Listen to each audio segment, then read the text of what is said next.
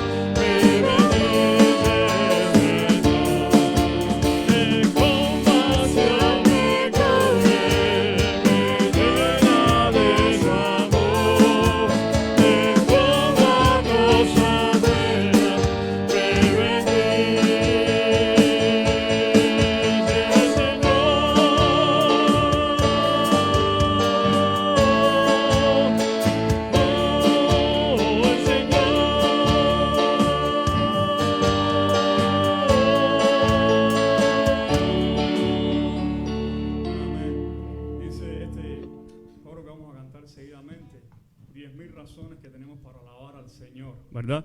Yo quisiera brevemente leer con ustedes, junto con ustedes, el Salmo número 136. Y este Salmo nos habla de algunas de esas razones para bendecir, para alabar a nuestro Dios. Y mientras yo leo una parte, ustedes siempre van a estar repitiendo porque para siempre es su misericordia. Yo quiero oír un porque para siempre es su misericordia allí bien fuerte, ¿verdad? Vamos a comenzar a ver cómo sale. Dice Salmo 136. Alabad a Jehová porque Él es bueno. Porque para siempre es su misericordia. Amén. Alabad al Dios de los dioses. Porque para siempre es su misericordia. Alabad al Señor de los señores. Porque para siempre es su misericordia. Al único que hace grandes maravillas. Porque para siempre es su misericordia. Al que hizo los cielos con entendimiento. Porque para siempre es su misericordia. Al que extendió la tierra sobre las aguas. Porque para siempre es su misericordia. Al que hizo las grandes lumbreras. Porque para siempre es su misericordia. El sol para que señorease en el día.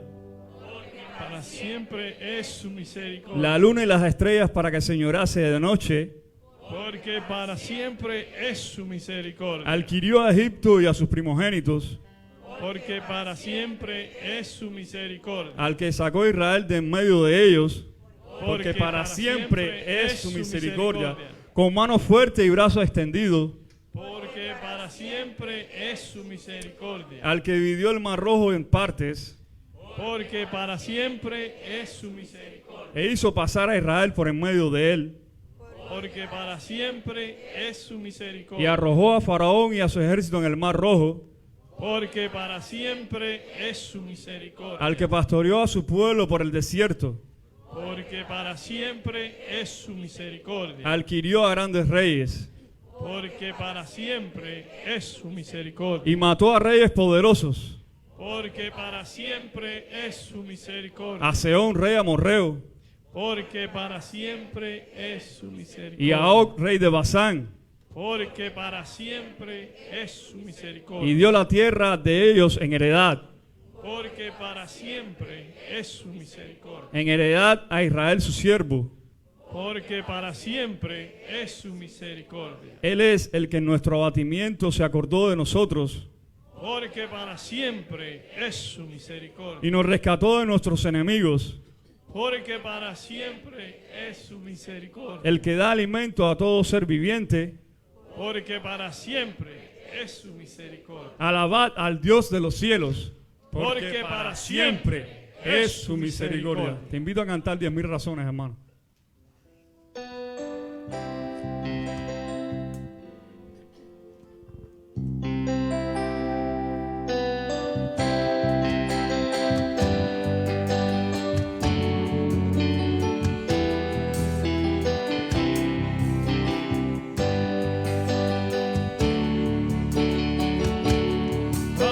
Alabado, oh, misericordia.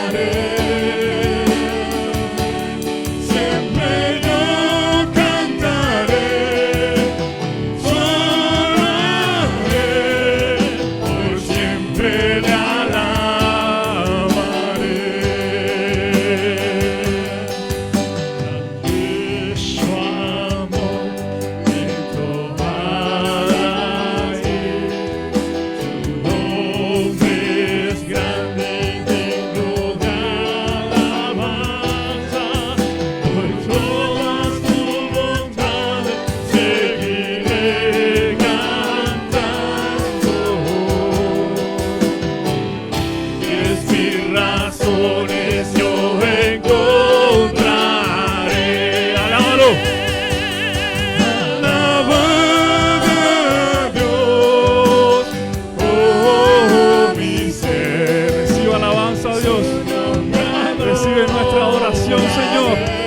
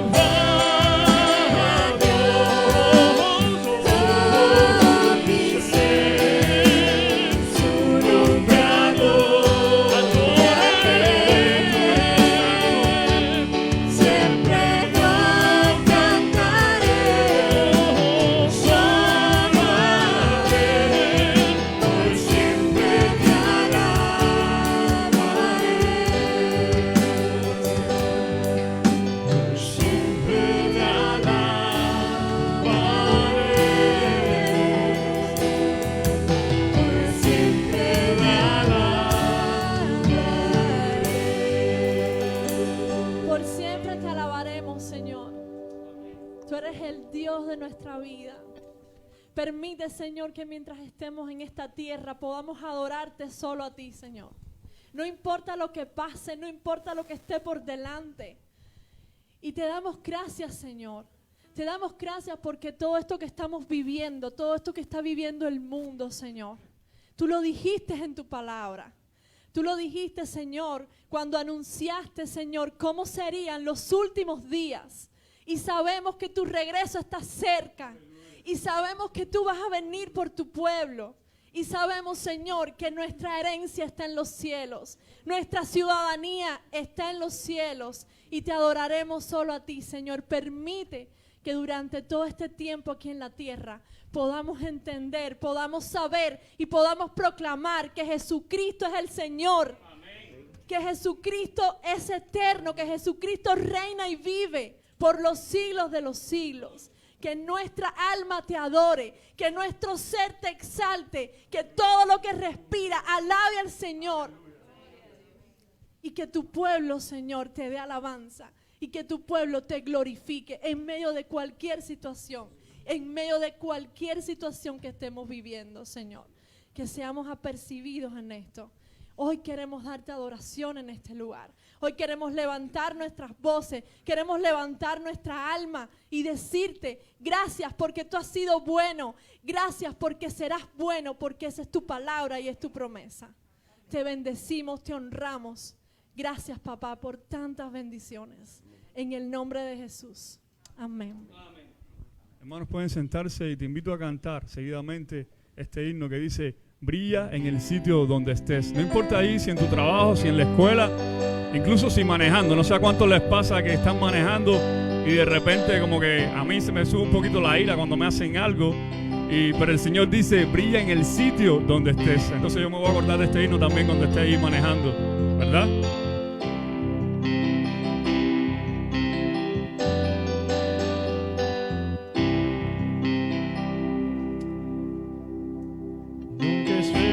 Momento de una gran acción y que puedas dejar sin tu luz en la vida los pequeños.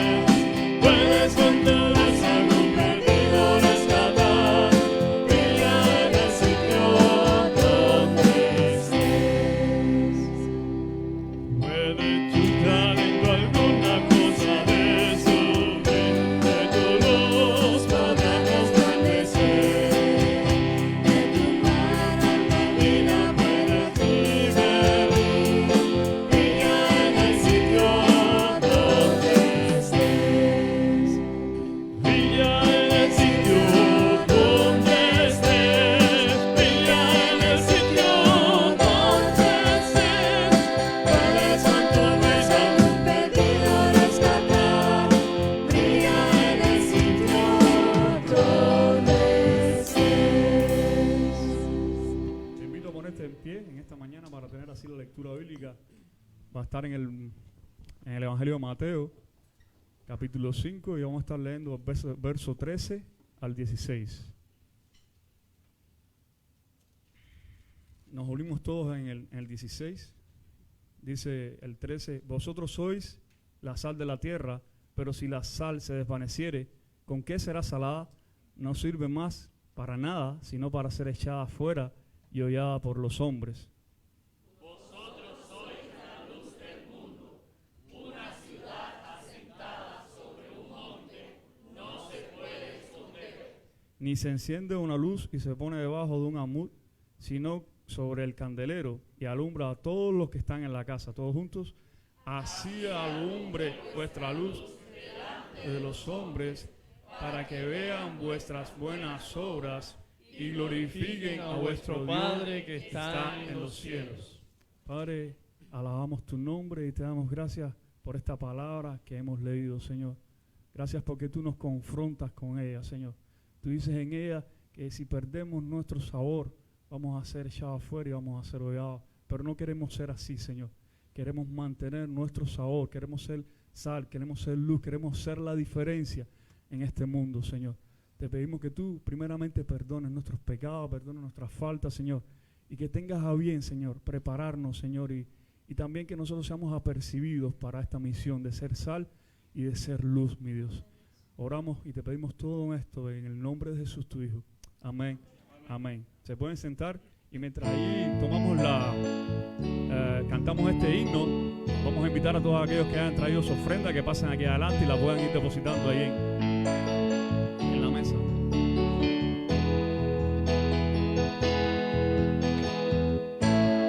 Perdonado es mi lugar tomaste,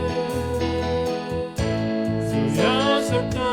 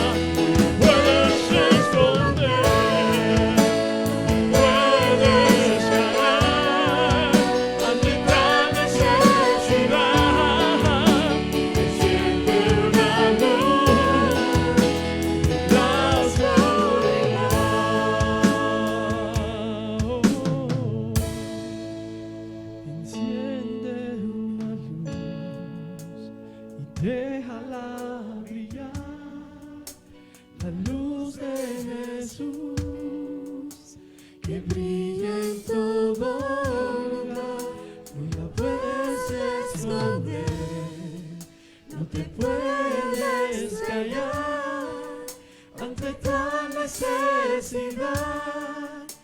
Enciende una luz en la oscuridad.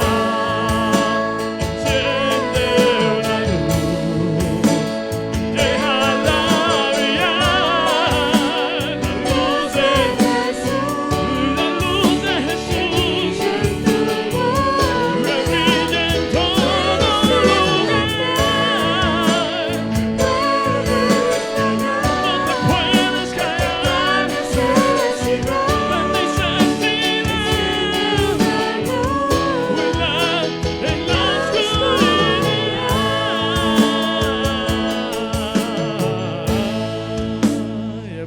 Dice amén, ¿verdad? Porque como dice este canto,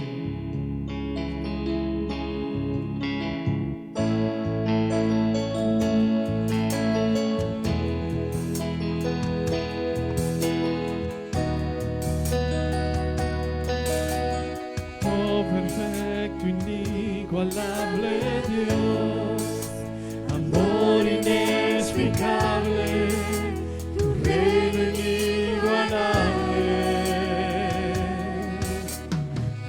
Asombroso coronado estás en tu trono de victoria, vestido estás de gloria. Por los siglos de los siglos, tu reino resplandecerá, digno de gloria, digno de honor, digno de toda adoración. Por los siglos de los siglos, tu reino resplandecerá, digno de gloria, digno de honor, digno de toda adoración. Y el pueblo de Dios dice: tú eres rey, tú eres rey, tú eres rey. ¿Cuántos se ponen de pie y le dicen al Señor que tú eres rey? Tú eres rey, tú eres rey. Una vez más, oh perfecto, inigualable Dios, amor inexplicable, tu reino inigualable, hermoso Dios, asombroso coronado estás en tu trono de victoria, vestido estás de gloria. En los siglos de los siglos, tu reino resplandecerá, digno de gloria, digno de honor, digno de toda adoración. Por los siglos de los siglos, tu reino resplandecerá, digno de gloria, digno de honor, digno de toda adoración. Tú eres rey, tú eres rey, tú eres rey.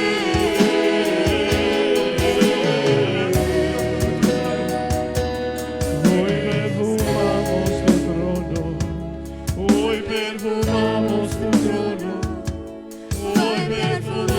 tu trono, recibe alabanza.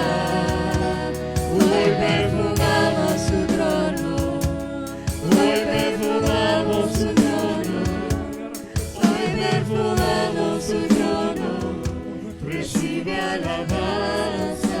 Díselo una vez más. Hoy perfumamos tu trono, hoy perfumamos tu trono, hoy perfumamos tu trono, recibe alabanza. Y decimos: tú eres rey, tú eres rey, tú eres rey. Oh,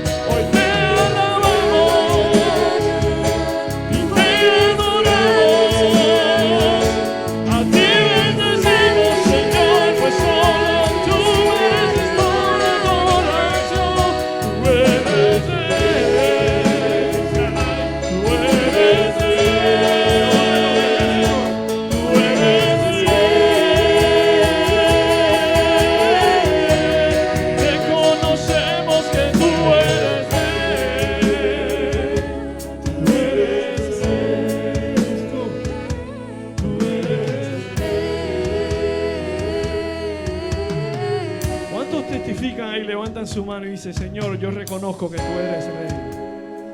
Yo reconozco que tú eres el dador de todo. Yo reconozco que el propósito de venir hoy a ti, Señor, es alabar y reconocer tu grandeza. Tú eres Rey. Tú eres Rey.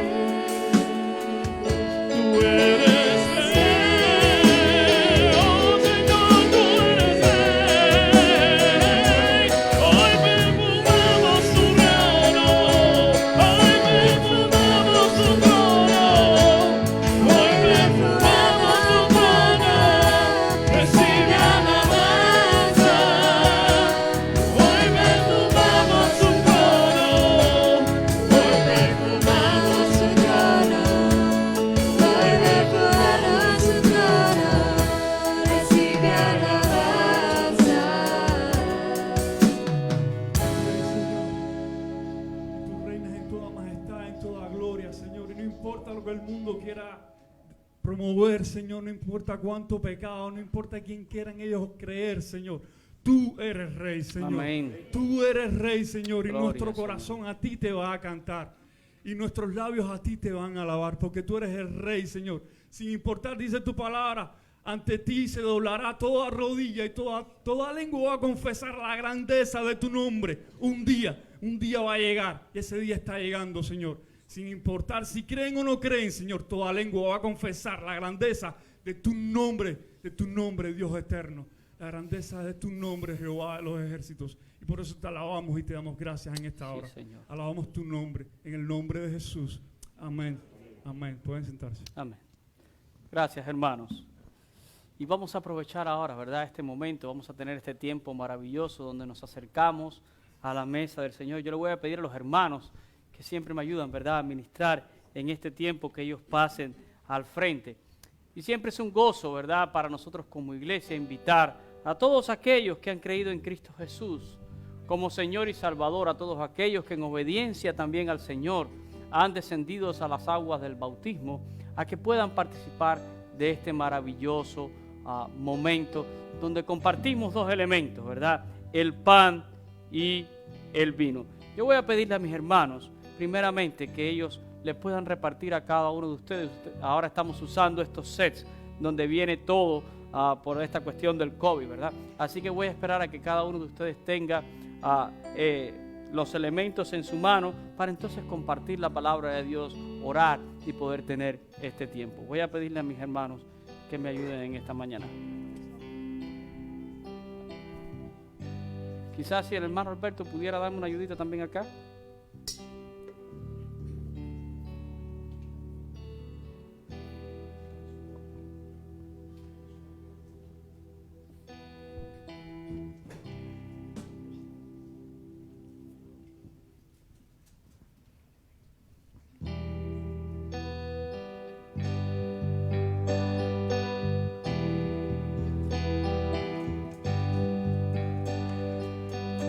Mi alma está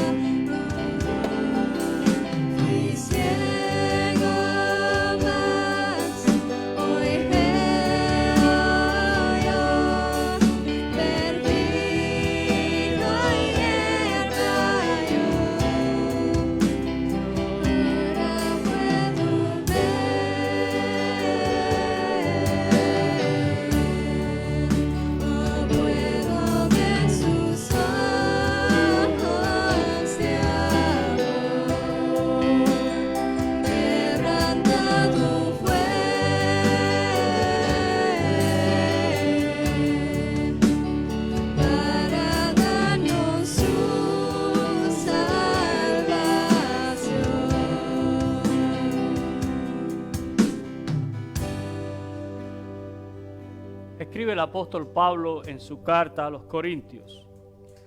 Porque yo recibí del Señor lo que también os he enseñado, que el Señor Jesús, la noche que fue entregado, tomó pan, y habiendo dado gracias, lo partió y dijo: tomad, comed, este es mi cuerpo, que por vosotros es partido. Haced esto en memoria de mí. Le voy a pedir a mi hermano Hidalberto que dé gracias por el pan que representa el cuerpo de Cristo Jesús.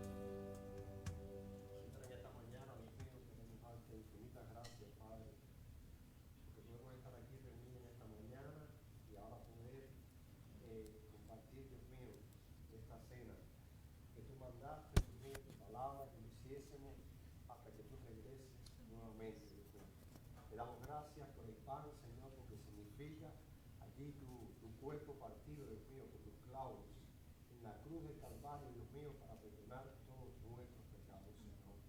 Gracias, Dios mío, por cada uno de mis hermanos en esta mañana, y te pedimos tu bendición para nuestras vidas. En el nombre de Cristo Jesús. Amén. Hermanos, este pan representa el cuerpo de Cristo Jesús. El cuerpo de Cristo Jesús fue quebrantado en la cruz del Calvario por cada uno de nosotros. Por eso en su nombre y en memoria de él es dado a vosotros. Comed de él todos.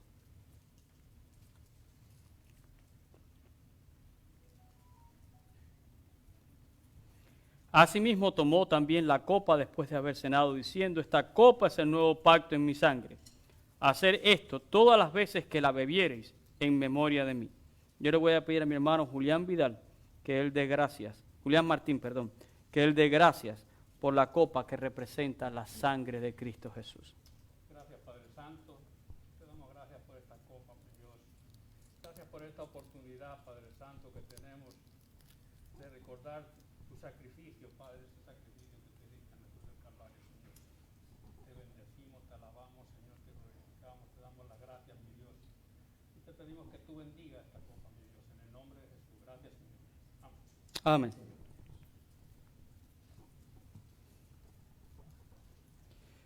Hermanos, esta copa representa la sangre de Cristo Jesús. La sangre de Jesús fue derramada en la cruz del Calvario por cada uno de nosotros. Por eso en su nombre y en memoria de él es dada a vosotros. Bebed de ella todos.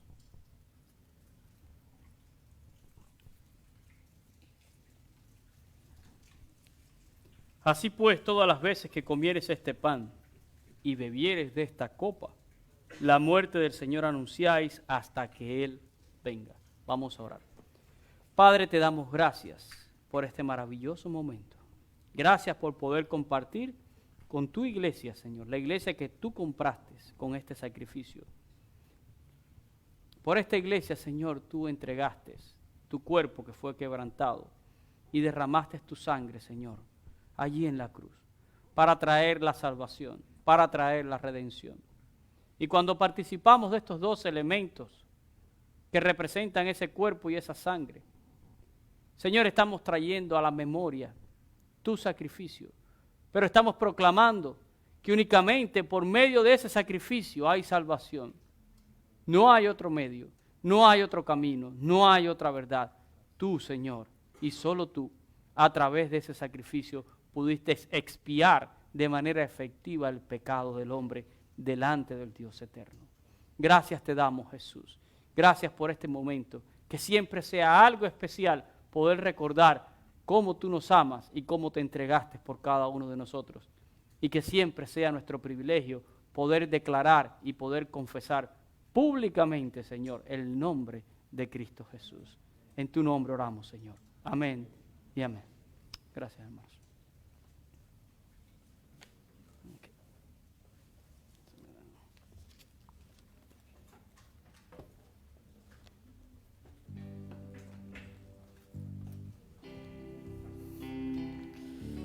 Damos una oportunidad a los hermanos para que nos ayuden a recoger.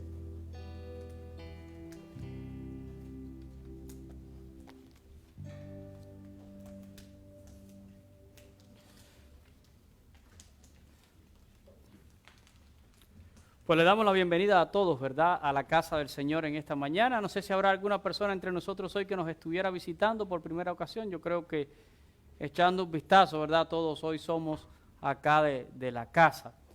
Recuerden los anuncios para la iglesia, pues nos mantenemos en nuestro calendario. El miércoles, ¿verdad? Tenemos nuestro estudio bíblico, continuamos con el estudio de 2 de Corintios, ya vamos al capítulo número 9. El jueves estamos con los hermanos en los Robles, en el patio, a las 5 de la tarde, así que también todo el mundo está invitado, puede participar ahí en esa área de atrás con nosotros. El viernes nuestros jóvenes se siguen reuniendo a las 7:30 con su tiempo devocional y su tiempo de estudio bíblico. Y los domingos pues tenemos nuestros 2 servicios, como ya es costumbre, el primer servicio bilingüe a las 9:45 de la mañana y el segundo servicio en español a las 11 de la mañana. Todos son siempre bienvenidos.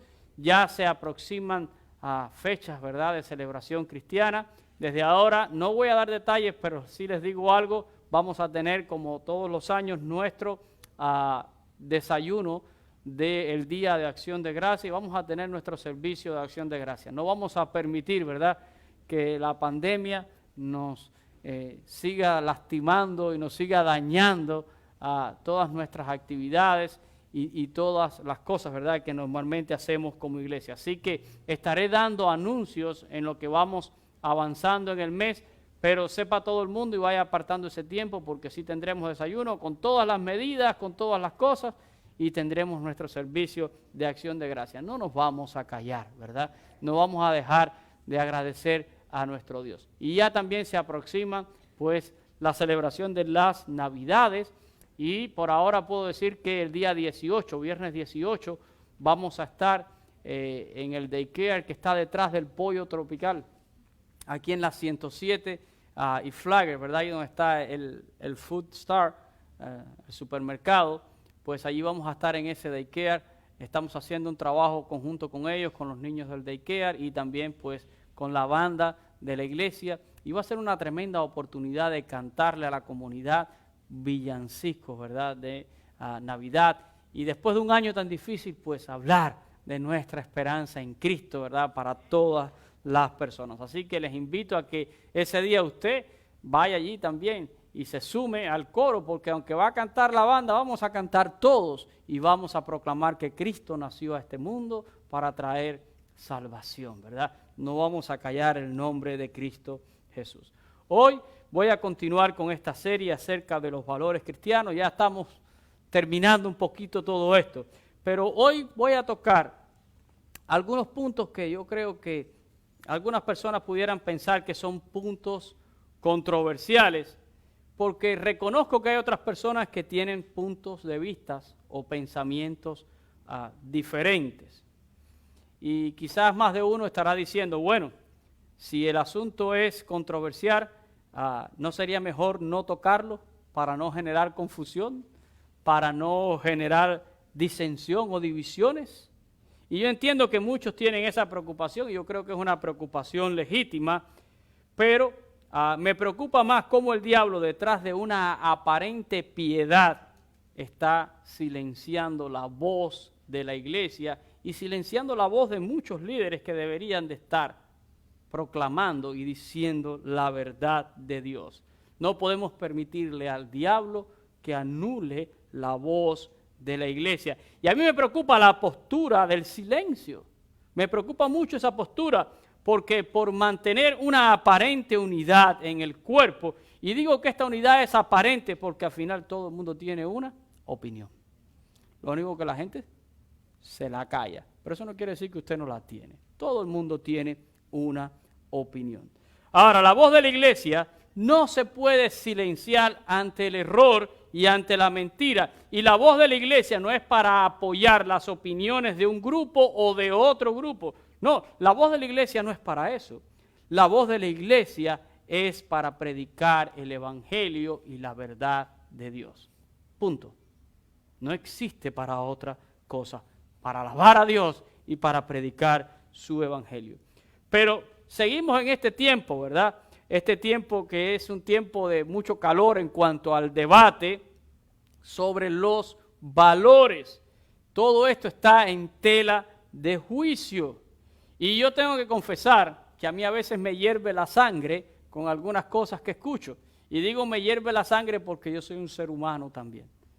Y también tengo pasiones, como Elías, ¿verdad? Que dice que era humano, pero que estaba sujeto también a pasiones. Todos las tenemos. Pero he escuchado tantas veces en estos días algunas frases piadosas y yo pretendo tocar algunas de esas frases en esta mañana. Frases piadosas y algunas frases que involucran textos también de la palabra de Dios. Y voy a enfocar sobre 4 fundamentales que he escuchado bastante. Una de las cosas que más se oye en estos días y uno ve en las redes es que la religión y la política no se mezclan. Hay otros que andan diciendo, el problema es que existe separación entre el Estado y la iglesia. Y algunos van más allá y citan de la Escritura, ¿verdad? Yo creo que Dios quita y pone reyes. Y hay otros que dicen, y al César lo que es del César, y a Dios lo que es de Dios. Pero me gustaría mirar esas cosas un poquito más de cerca a la luz de la palabra de Dios. Y en primer lugar yo tengo que decir que estas expresiones a veces en bocas de algunos creyentes, no creo que a veces son las mejores expresiones de fe, sino más bien a veces revelan un espíritu de imparcialidad al estilo de Poncio Pilatos. Hay gente que cuando dicen eso, no es tanta la fe, no es tanta la confianza en Dios, más bien lo que quieren es decir, yo prefiero no meterme en el asunto. Yo prefiero no meterme en el asunto. Estamos como Poncio Pilato a veces que nos lavamos las manos. No quiero ir ni a un lado, ni quiero ir al otro. Pero eso es triste. Eso es muy triste porque eso pone de relieve a veces la falta de criterio bíblico y a veces la fe superficial que habita en muchas personas. Y no lo digo por nadie en específico. Yo me libro de todo tipo de pensamientos para pararme aquí en el púlpito. Lo digo en sentido general. Pero tenemos que tener mucho cuidado con el humanismo que se está introduciendo en la iglesia. ¿Ha oído usted esa palabra humanismo? Algunos quizás no saben. Pero el humanismo es una forma de pensamiento. Una forma de pensamiento que data desde el siglo XIV y tiene su origen por allá por Europa, ¿verdad? Y es una corriente de pensamiento que se opone directamente al pensamiento teológico y propone la integración de ciertos valores a la fe cristiana, ¿verdad? Que al juicio de los humanistas son valores universales e inalienables al hombre. Y al paso del tiempo, ¿verdad?, se ha desarrollado algo que se conoce con el nombre de humanismo religioso. Tienen hasta sitios web y todo, ¿verdad? Y este humanismo religioso busca unir el pensamiento humanista y la filosofía a la fe cristiana para llegar a nuevos postulados en el campo de la ética y en el campo de los valores. Pero la iglesia no puede permitir esto. La iglesia es teológica, la iglesia no es humanista. Y tenemos que estar firmes en esto, hermanos. Miren, existen 2 manifiestos humanistas fundamentales. Uno se escribió en el año 1933 y el otro se escribió en el año 1973. El primero se conoce con el nombre de Manifiesto Primero o Manifiesto 1. Y en ese manifiesto se lee lo siguiente. Ojo, el humanismo no es simplemente un sistema de pensamiento que enfatiza la importancia de la humanidad. En cambio, es una manera sutil, encantadora y sofisticada de decir ateísmo. ¿Usted escuchó eso? Lo leo otra vez. Esto está en su manifiesto. El humanismo no es un simple sistema de pensamiento que enfatiza en la importancia del hombre. Es una manera sutil, y miren a ver quién es el que usa la sutileza, ¿verdad? Una manera sutil, encantadora y sofisticada de decir ateísmo. En el manifiesto número 2, el que se escribió en 1973, se lee lo siguiente: como no teístas, eso quiere decir como no creyentes, como no teístas, comenzamos con los humanos y no con Dios, con la naturaleza, no con la deidad. Los humanos somos responsables de lo que somos y lo que seremos. Así que, hermanos, todos los postulados del humanismo son anti-Dios. Y tristemente, este pensamiento está calando la iglesia. Usted puede leer más ampliamente de ellos, los puede buscar en internet, los va a encontrar allí fácilmente. Y yo leí solo un par de cositas, ¿verdad? Pero si usted lee allí, usted va a ver, mire, ellos dicen que afirman que los valores morales derivan su fuente de la experiencia humana. La ética proviene de las necesidades humanas y de sus intereses. Y como los intereses cambian, entonces la ética y los valores van a cambiar también. En el área de la sexualidad plantean lo siguiente: creemos que las actitudes intolerantes de religiones ortodoxas reprimen al ser humano. Actitudes intolerantes de religiones ortodoxas. Eso lo he oído bastante. Quizás con algunos cambios de palabras, pero ese pensamiento lo he oído mucho en estos días. ¿Usted sabe que a nosotros nos acusan de ser intolerantes? Esa acusación está sobre nosotros. Creemos que las actitudes intolerantes de las religiones ortodoxas reprimen al ser humano. También creemos en el derecho del control de la natalidad, el aborto y el divorcio. Eso es humanismo. La semana pasada yo estaba hablando de las declaraciones del Papa Francisco. Y no soy de los que hablo generalmente de otras denominaciones ni de ningunos líderes. No creo que es mi función. Pero hay momentos donde nos sentimos obligados a decir algo. Y ante las declaraciones que hizo el Papa la semana pasada en este documental que salió, donde apoya una serie de cosas que ya sabemos que Dios no apoya, nos damos cuenta cómo el humanismo está penetrando la Iglesia Católica. La ha penetrado. Y esto lo digo con dolor. Créanme, esto lo digo con dolor. En los 20 y tantos de octubre, en estos últimos 10 o 12 días, ha salido una encíclica papal que tiene un nombre en latín, Fratelli Tutti. Usted la puede buscar, Fratelli Tutti. Cuando usted traduce eso del latín al español, quiere decir todos hermanos. Todos hermanos.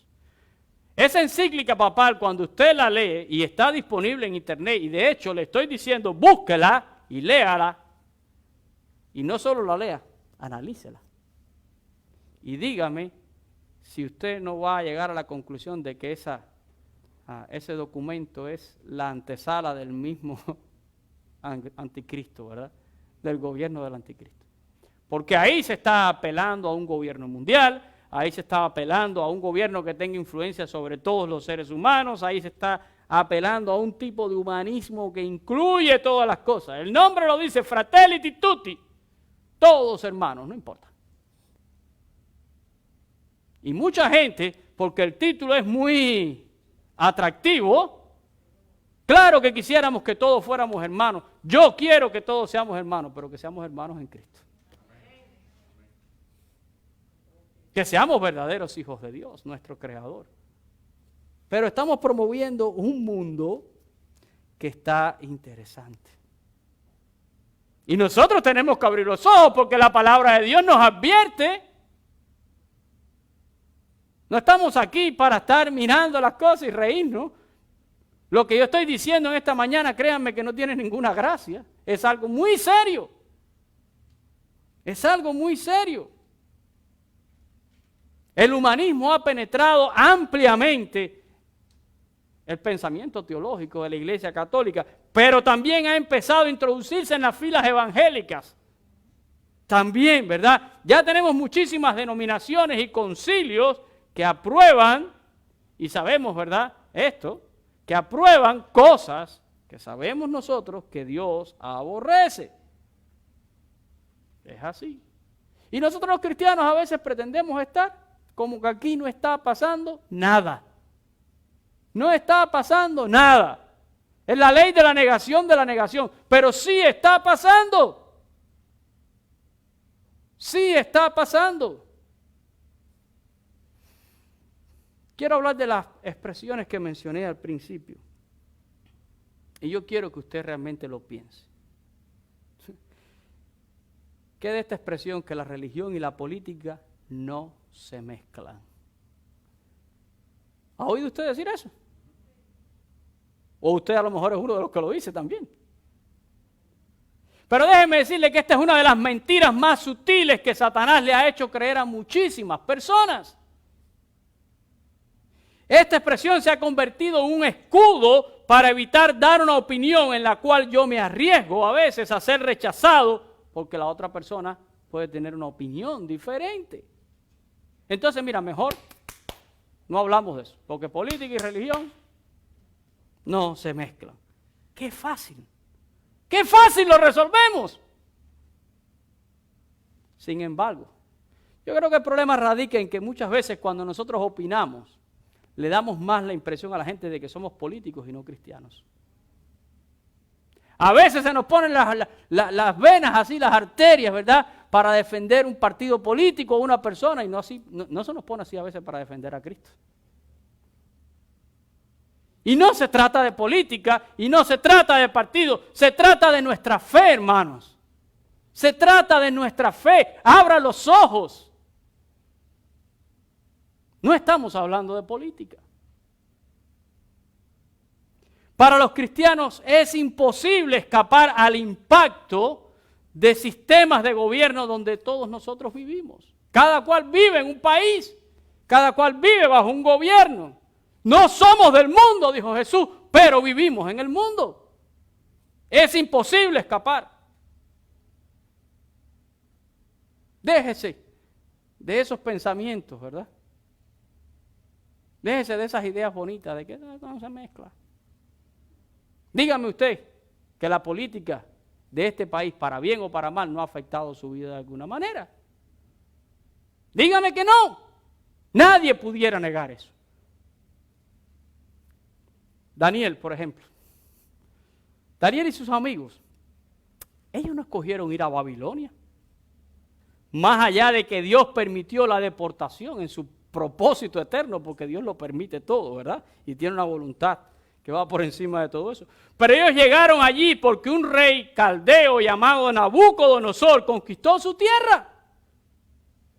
Y ellos llegaron hasta Babilonia como resultado de un proceso político, pudiéramos decir, y de guerras y de cosas humanas. Allí estaban. Y allí vivieron en medio de un sistema político y religioso que no era compatible con su fe. No lo era. Y en algunos momentos ese sistema donde vivía se volvía contra su fe. Y ellos tuvieron que mantenerse firmes y aprender a glorificar a Dios en medio de todo aquello. Tuvieron que estar dispuestos a sostenerse en la verdad de Dios. Incluso tuvieron que estar dispuestos a pagar el precio que fuera necesario. Daniel y sus amigos no fueron respetados y admirados por sus posiciones políticas. No. Ni por las opiniones que podían tener de Nabucodonosor y de su reino. Ellos fueron admirados por sus convicciones. Ellos fueron admirados por su fe. Ellos fueron admirados por sus valores que los hicieron mantenerse en pie en los momentos más difíciles. Quiero leer con ustedes allí en Daniel, capítulo 3, los versículos 17 y 18. El momento en que los tres amigos de Daniel van a ser echados al fuego por no arrodillarse delante de la estatua de oro que Nabucodonosor había levantado. Y la orden era, cuando suene la bocina, el que no se arrodille, para el horno de fuego, para la candela. Y miren cómo contestaron ellos. No estaban desafiando al rey. Ellos estaban sencillamente siéndole fiel a su Dios. Y hay una diferencia entre desafiar a un gobierno o serle fiel a Dios. ¿Qué es lo que queremos hacer nosotros? ¿Desafiar gobiernos o sencillamente serle fiel a Dios? Ellos le dijeron, he aquí nuestro Dios, porque Nabucodonosor le dijo, ¿y qué Dios es el que los va a librar a ustedes? Ellos le dijeron, he aquí nuestro Dios a quien servimos puede librarnos del horno de fuego ardiendo y de tu mano, oh rey, nos librará. Y en el verso 18 dice, y si no, si a Dios no le place librarnos, si Dios quiere que nos quememos, nos quemamos. Y si no, sepas, oh rey, que no serviremos a tus dioses, ni tampoco adoraremos la estatua que tú has levantado. No nos vamos a arrodillar. No le vamos a ser infieles a nuestro Dios. Y hermanos, se necesita mucha convicción y mucho valor. No se trata de que nosotros hagamos política, se trata de que vivimos en un sistema político, económico y social donde muchas veces nuestra fe es confrontada. Y nunca podré desligarme de mi identidad como hijo de Dios. Jamás podré hacer eso. Yo no puedo decir que soy cristiano para algunas cosas y para otras no. Ah, no, yo soy muy cristiano. Pero si vamos a hablar de política, mira, no. ¿Y yo no puedo hablar de política como un cristiano? Sí, yo puedo hablar de política como un hijo de Dios.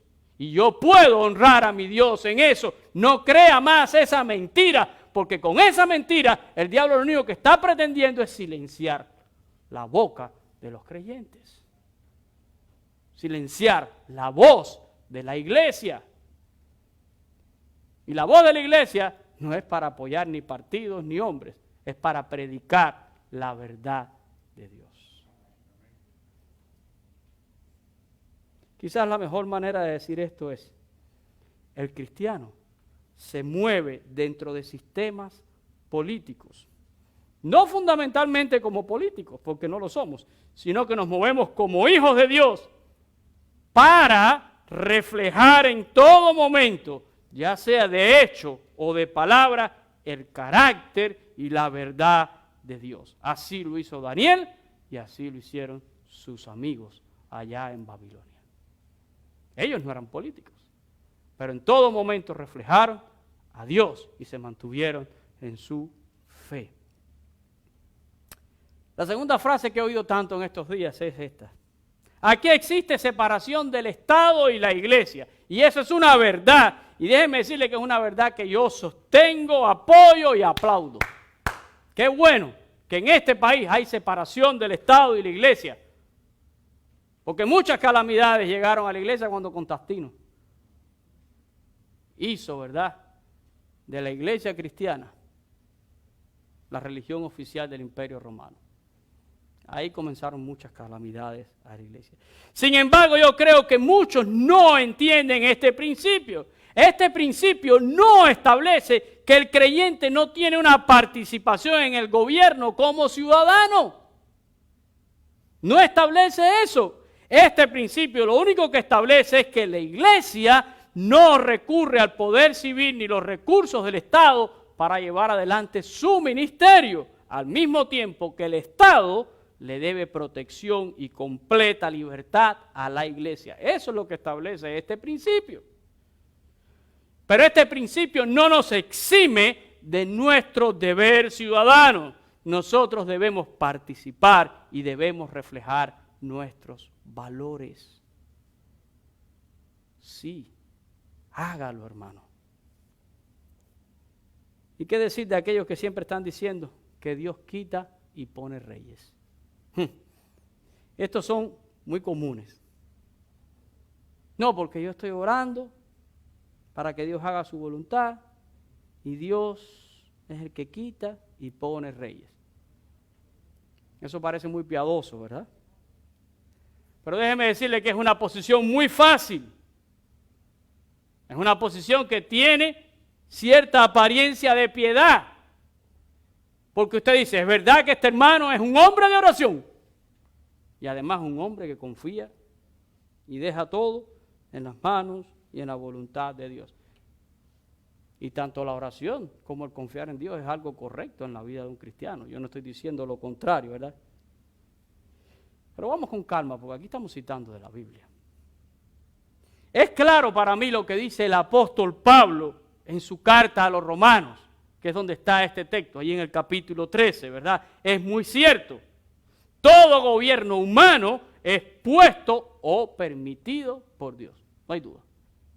Como tampoco tengo duda de que la voluntad de Dios siempre prevalece. Yo no tengo dudas en eso. Pero yo les pregunto algo. ¿Acaso no usa Dios a su pueblo para llevar adelante su voluntad? ¿No nos puede Dios usar a nosotros como pueblo suyo para llevar adelante su voluntad? Porque hay veces que la gente da esa impresión. No, Dios quita y pone rey. Es como si Dios por la noche asaltara un centro de votación y cambiara boletas y sacara boletas. Dios no va a hacer eso. No den esa impresión, por favor. Miren, hay un texto en la Biblia, allí en Hechos capítulo 2, que dice, el Señor añadía cada día a la iglesia los que habían de ser salvos. Pues entonces yo pudiera ponerme a orar y decir, bueno, pues, ¿para qué voy a hacer nada si Dios es el que añade a la iglesia todos los días los que han de ser salvos? Pero eso es falso, porque ¿a quién usa Dios para añadir a la iglesia? Nos usa a nosotros, por eso nos dio una gran comisión. Dios usa a su pueblo para llevar adelante su voluntad, para llevar adelante su propósito. Así que esa piedad de que Dios quita y pone reyes, es verdad, la voluntad de Dios permanece, pero eso no quiere decir que Dios no te puede usar a ti en el proceso.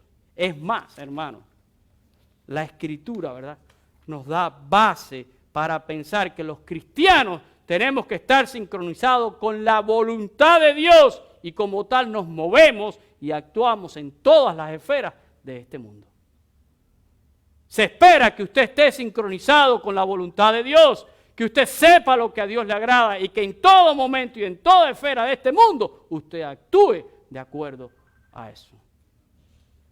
La Biblia nos da base para eso, ¿verdad?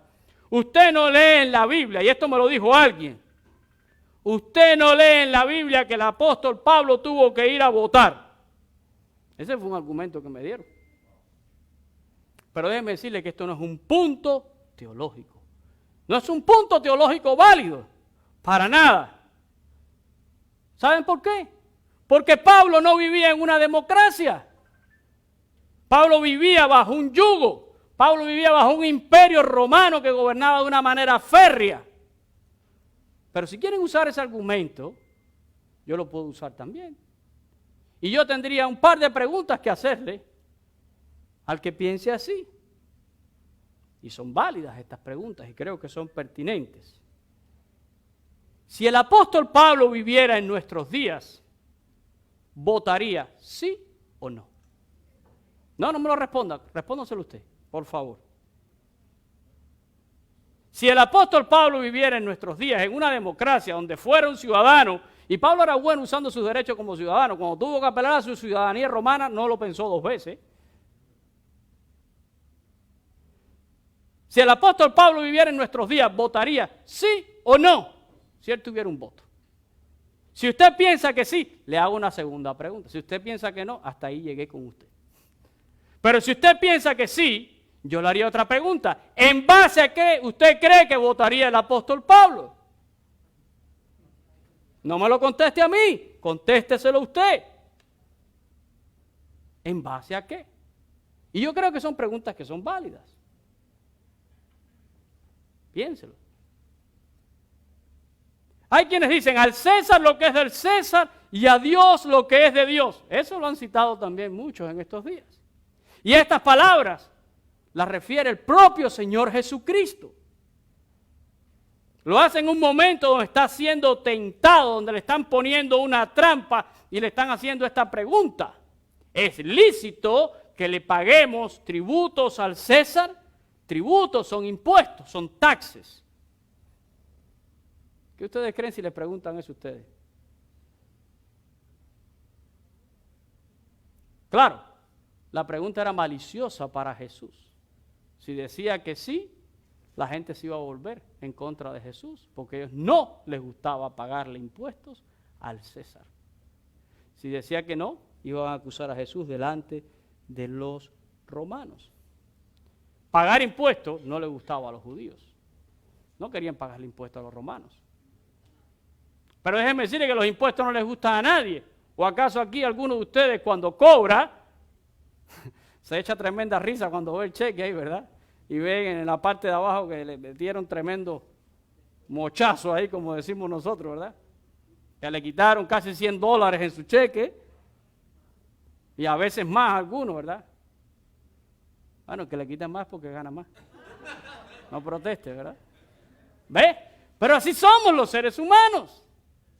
A nadie le gusta.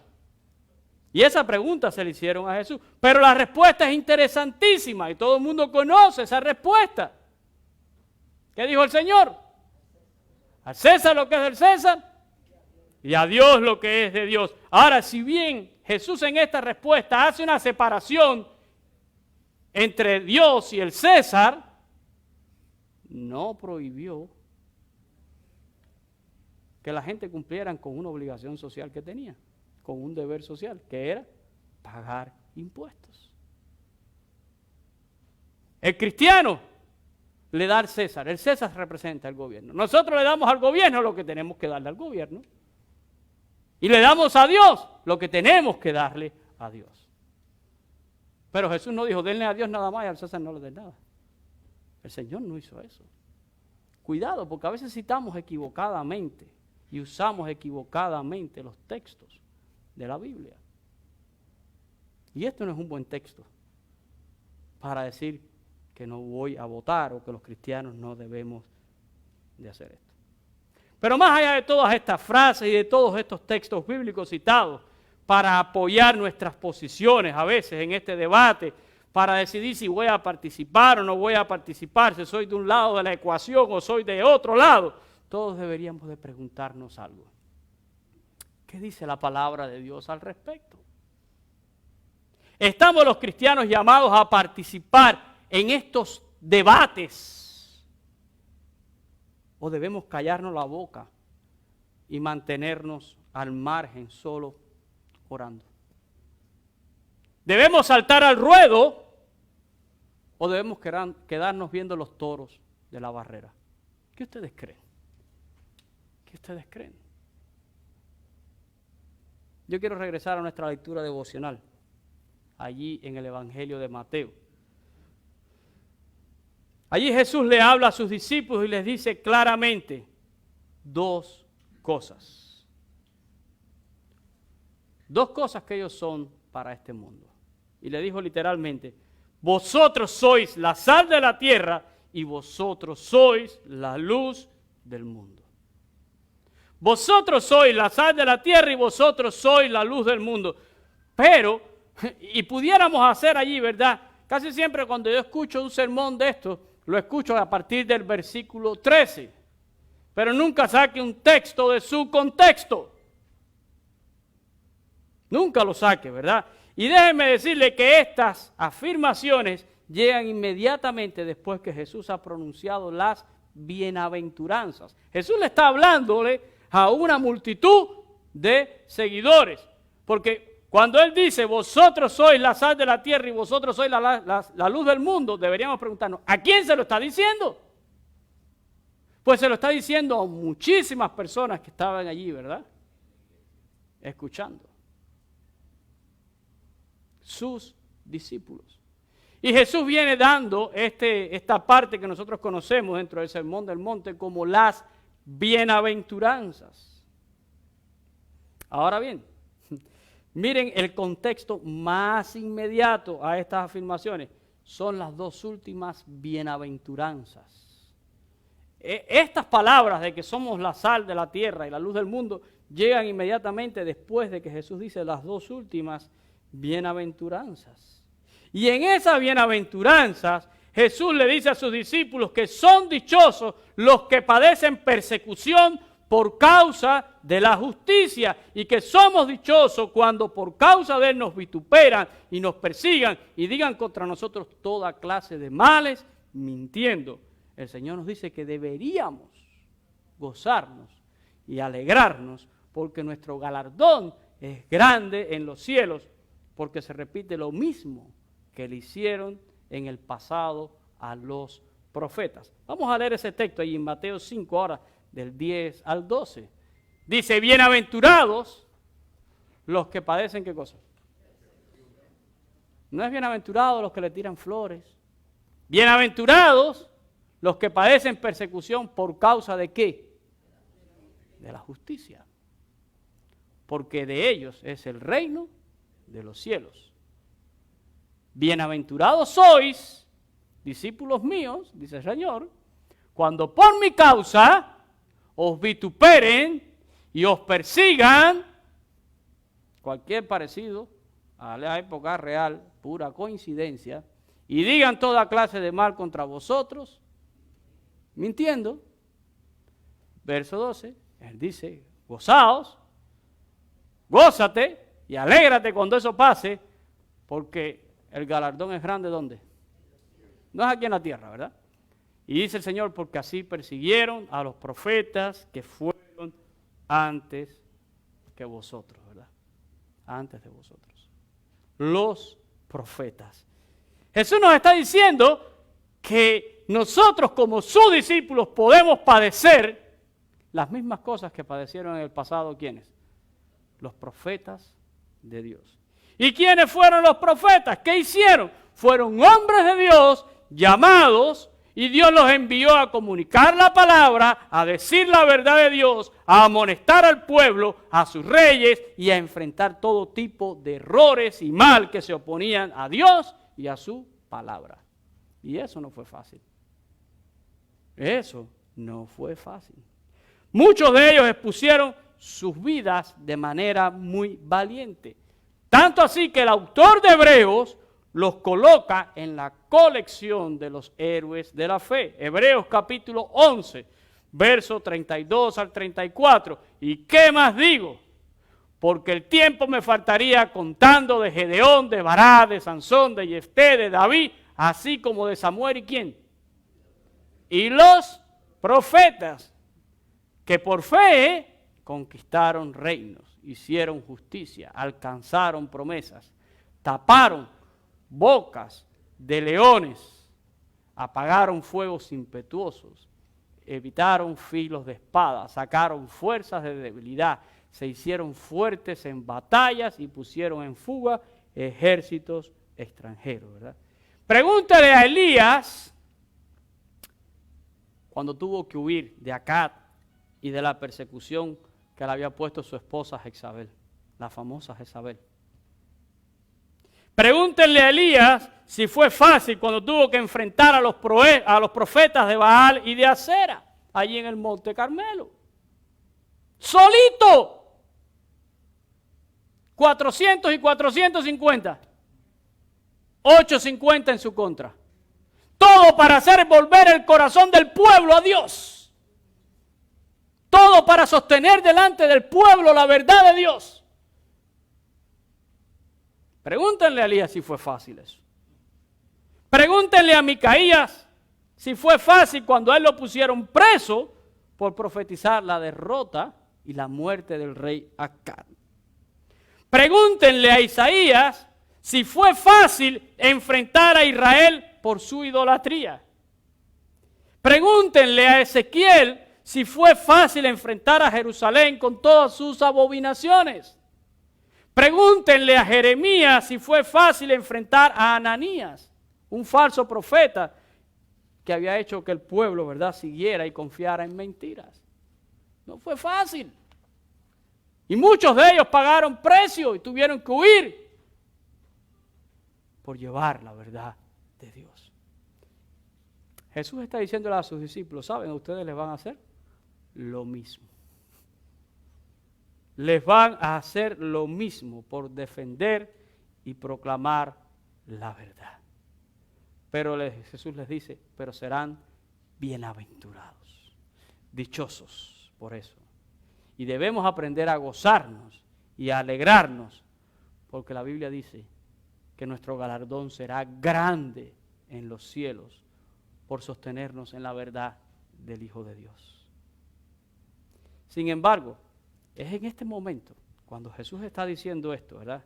Y entendiendo la flaqueza del ser humano, que Jesús entonces nos recuerda que somos ¿qué? Sal y luz. Sal de la tierra y luz de este mundo. Ahora, ¿por qué lo hace? Porque, hermano, los padecimientos por causa de la justicia, los vituperios, las persecuciones y toda clase de males que pueden sobrevenir, tienen el potencial de hacer callar a muchos. Y Jesús lo sabe. Por eso nos recuerda. Por eso le dice a sus discípulos, pero ustedes son la sal de este mundo, la sal de la tierra y la luz de este mundo. Quiero que miremos la manera en que Jesús recuerda esto, ¿verdad? No solo vamos a hablarlo, queremos estudiarlo, ¿verdad? Jesús no solo declara que somos sal y luz, sino que nos pone a pensar como discípulos en qué pasaría si no hiciéramos esto. ¿Qué pasaría si no somos sal? ¿Qué pasaría si no somos luz?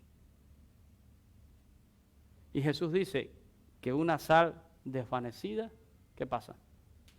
No sirve. Y que una luz oculta no brilla. En ambos casos es triste, pero ya no sirven al propósito. Una sal desvanecida o una luz tapada no sirven al propósito de Dios. Pero pensemos un poquito más todavía en estas dos comparaciones.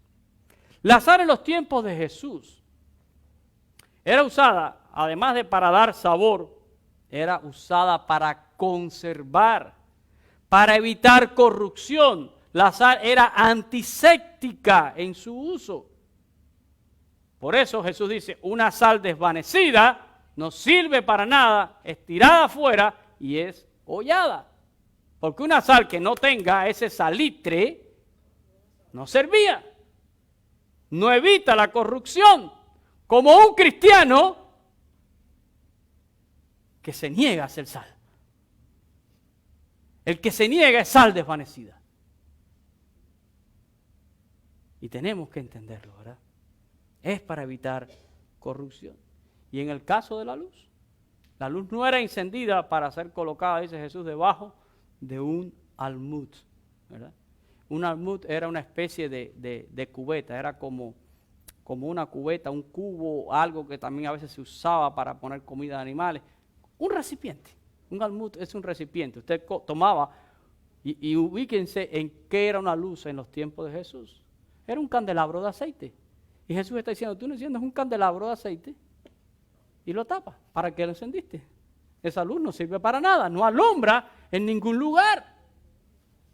Es tonto, ¿verdad? Hacerlo.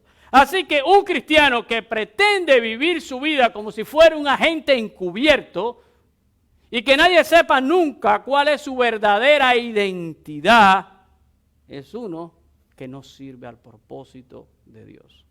Y lo digo con todo, ¿verdad? Con toda autoridad en lo que dice la palabra de Dios. No lo digo por nadie en específico. Pero aquel que no quiera ser sal para Cristo, aquel que no quiere ser luz para Cristo, no sirve al propósito de Dios. Todo aquel que su vida es sal desvanecida o vive debajo de un almud dentro de mi casa, soy el más cristiano del mundo.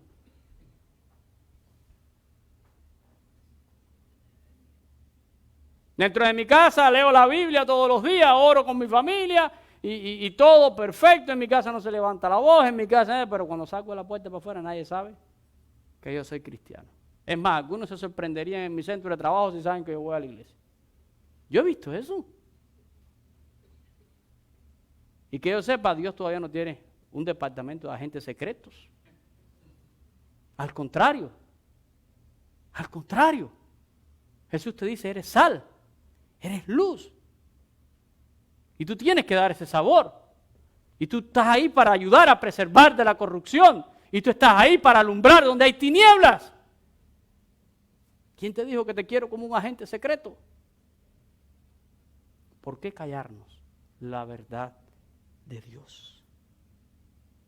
Miren, y esto lo he dicho muchas veces, jamás he predicado con el ánimo de lastimar a nadie. Nunca lo he hecho ni nunca lo haré. Dios me libre, ¿verdad? Yo nunca he predicado para lastimar a nadie. Pero eso no quiere decir que hay personas que a veces no se han lastimado con lo que yo he dicho. Y yo siempre digo, el problema no es conmigo. No es conmigo, el problema es con Dios. Yo no puedo dejar de decir lo que dice la palabra de Dios. La intención no es lastimar, pero ciertamente la palabra de Dios confronta a todo ser humano con su pecado, sea de la índole que sea su pecado. La palabra nos confronta, la verdad nos confronta. Y yo no voy a dejar de decir la verdad por la piadosa idea de no lastimar a nadie. Eso es una idea piadosa, eso es una piedad de Satanás. Y esa piedad está llevando a que muchos se callen. Y esa piedad está llevando a muchas personas al infierno. ¿Cuántos hoy en día no se atreven a decir algunas cosas? No me atrevo a decir mucho por ahí públicamente que yo no apruebo del aborto, que yo no apruebo de la ideología de género, o que yo defiendo la familia, el matrimonio tradicional, tal y como lo enseña la palabra de Dios entre un hombre y una mujer, y que no apruebo de esto o de aquello o de lo otro. Y no lo digo, y muchos callan. Muchos callan por miedo. Muchos callan por conveniencia. Me botan del trabajo. Me dicen esto. Óigame. ¿Qué falta nos hace ese espíritu de la reina Esther? ¿Qué dijo? Si perezco, que perezca. No se trata de conveniencias. No podemos dejar. Cantábamos, ¿verdad? Enciende una luz y déjala brillar. Y la luz de Jesús que alumbre en todo. No la puedes esconder. Y después dice la canción, y no te puedes callar. Ante tal necesidad, enciende una luz en la oscuridad. Una cosa más. La sal, para cumplir el propósito de preservar de la corrupción, no puede estar aislada sino en contacto. Hágase la idea por un momento que yo tengo un pedazo de carne aquí y que lo voy a conservar al método antiguo, que se conservaba con sal. Imagínense que yo ponga la carne aquí en un recipiente y yo ponga la sal aquí al lado. Y yo digo, bueno, con esta sal voy a preservar este pedazo de carne, uno aquí y el otro aquí. Me voy y ahí lo dejo. Al otro día cuando yo llegue, ¿cómo va a estar esa carne? ¿Pero por qué si yo dejé la sal al lado? Sencillamente la sal no estaba en contacto con la carne. La carne para ser preservada necesita ser untada con la sal. Hermano, ¿quién dijo que nosotros no nos tenemos que relacionar con las personas? Ese es el trabajo. Ese es el trabajo. ¿Qué dice Jesús allí? Así alumbre vuestra luz delante de los hombres. ¿A dónde usted va a ir a alumbrar? ¿A la casa de otro hermano, donde hay luz? Alumbre donde hay oscuridad. Alumbre en su centro de trabajo, alumbre en su escuela, alumbre en su vecindario, alumbre en las casas de su familia, alumbre donde quiera que Dios lo lleve. Brilla en el sitio donde estés. Brilla en el sitio donde estés. Puedes con tu luz algún perdido rescatar. ¿Por qué? ¿Por qué no voy a brillar? Si eso es lo que Jesús demanda de mí. ¿Por miedo a qué? A las persecuciones, al vituperio. Bienaventurado soy. Bienaventurado soy, dijo Jesús. necesitamos estar en contacto. Termino diciéndoles, hermanos, nosotros somos la sal de la tierra y la luz del mundo. No lo digo yo, eso te lo dijo Jesús. Te lo dijo a ti y me lo dijo a mí. Estamos en un momento de mucha corrupción y de mucha oscuridad. Es intensa. Y yo no voy a decir que es más intensa que en otros momentos de la historia, porque yo creo que a través de la historia de la humanidad han existido momentos dificilísimos. Pero conforme puedo reconocer que han existido momentos difíciles en la historia de la humanidad, reconozco que Dios siempre tuvo allí un remanente fiel de hombres y mujeres que no se negaron a ser sal y luz para Cristo Jesús. ¿Y sabe qué? Es nuestro turno. Es nuestro momento. Somos parte de esta generación y nuestra generación vive en una gran oscuridad y en una gran corrupción. ¿Qué puede hacer usted? ¿Sentarse a orar nada más? Y si ora, qué bueno que ora, yo oro también. Pero ¿se va a sentar nada más a orar? ¿Se va a sentar como el hombre? ¿Va a entrar usted en el espíritu de ese famoso chiste que hay por ahí del hombre que se estaba ahogando y decía, si Dios quiere, Dios viene a salvarme? Y Dios le dijo, te mandé 3. ¿Vamos a entrar en ese espíritu? ¿O vamos a verdaderamente funcionar para Cristo en nuestra generación? Somos la sal y somos la luz. Y hermanos, tú y yo, si somos discípulos de Jesús, no podemos callar y no podemos renunciar a decir la verdad. Le voy a decir algo, dígala con amor, dígala con cariño, use palabras sazonadas, pero dígala, dígala. Termino diciéndoles algo, el silencio no honra a Dios. Se lo repito, el silencio no honra a Dios. Vamos a orar en esta mañana. Padre, te damos gracias, Señor, por tu palabra, porque tu palabra verdaderamente nos desafía.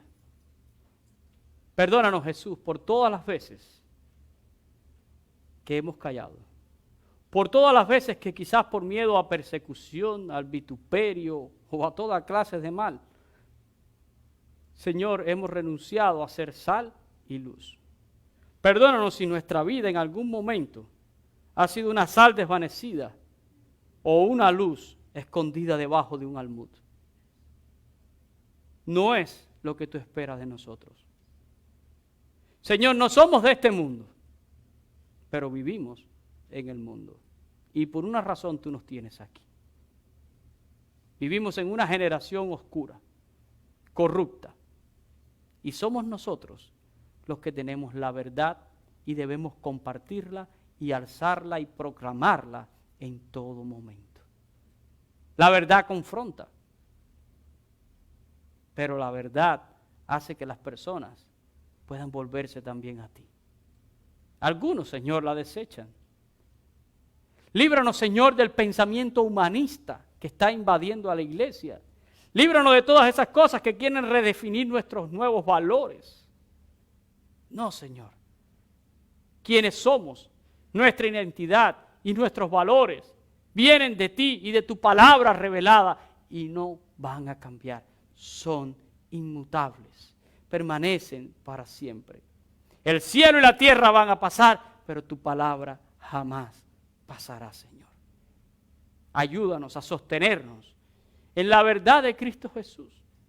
Y aún, Señor, a entender que si en algún momento pagamos un precio por la verdad, no seremos diferentes de otros que ya lo hicieron, Señor. Daniel pagó su precio y tuvo que ir a un foso de leones por no dejar de orar. Sus amigos fueron a un horno de fuego por no arrodillarse ante un ídolo. Y así, Señor, la historia nos muestra a tantos hombres y mujeres que han tenido que pagar un precio. ¿Cuántos murieron, Señor, en la arena de un coliseo? Solo por confiar en ti, solo por proclamar el nombre de Cristo Jesús. Ayúdanos, Señor, que no renunciemos nunca a ser la sal y la luz de esta tierra. Que nuestros labios siempre se puedan abrir, no para hacer política, sino para defender, Señor, tu verdad, donde quiera que estemos. Ayúdanos. Lo pedimos en el nombre de Jesús. Amén y amén. Que Dios les bendiga, mis hermanos, en esta mañana. Gracias a todos por estar acá. Les amamos en Cristo Jesús y deseamos, ¿verdad?, que puedan tener lo que resta de este día un excelente tiempo de familia. Nos veremos pronto, si Dios permite. Gracias, que Dios les bendiga, se pueden saludar.